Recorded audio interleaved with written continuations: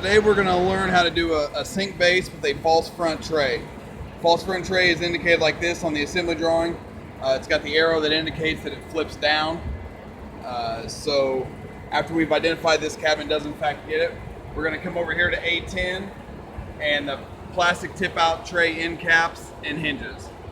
So we reach in here and we grab out one kit and we're going to bring it over here to our cabinet and unbox it. All right, so here's everything that was in that package. You've got the plastic end caps, the hinges, the long screws and the short screws. The first step here is take the long screws, throw them in the garbage. They're too fat and they'll make the rail split out. And then you can see on the hinges here, there's an L and an R for left and right. So we'll do the left side first. What I grabbed here to replace those screws I threw away was your B7 heat thread 8x3/4 silver head screw. So you take the hinge and you set it on the bottom rail, right there, and then you put the screw in the middle. Put the screw in the middle of the frame. When you tip out the hinge, make sure that it stays in place.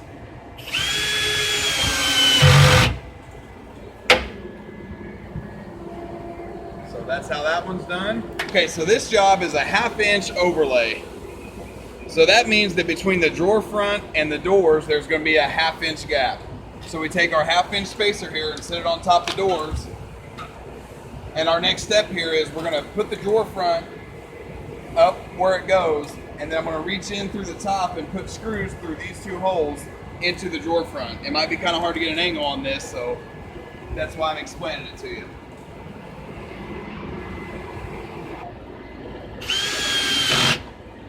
All right, so what we have now is a drawer front that'll tip out and make sure that it operates well.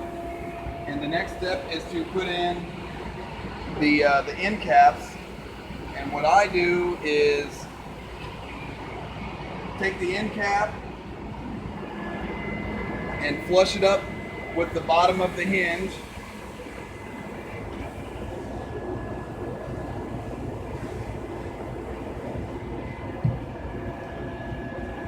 And pop the screw in the top. Now this is just kind of a temporary hold until we cut the tray itself. This is so we can get a measurement.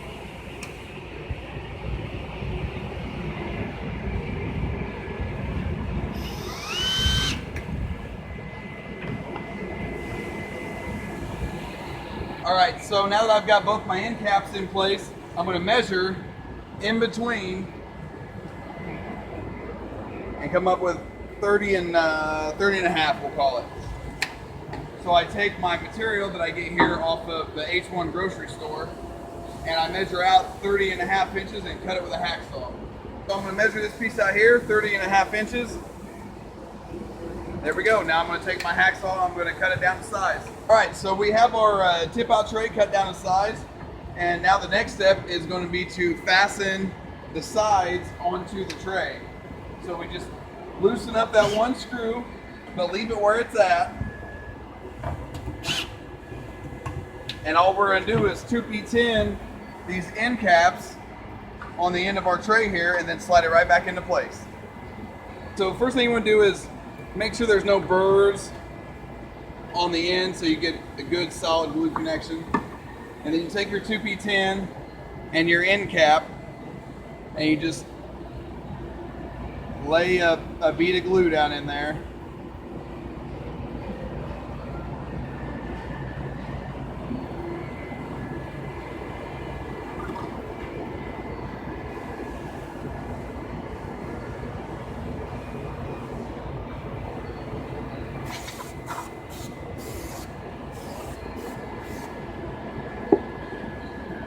All right, so after I've activated the glue and sprayed it, you hold it for 10 seconds. And once it's done, then you just take it back over here to your cabinet.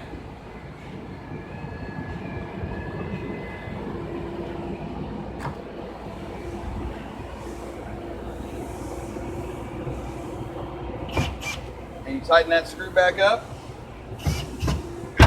and then your tip out tray is complete.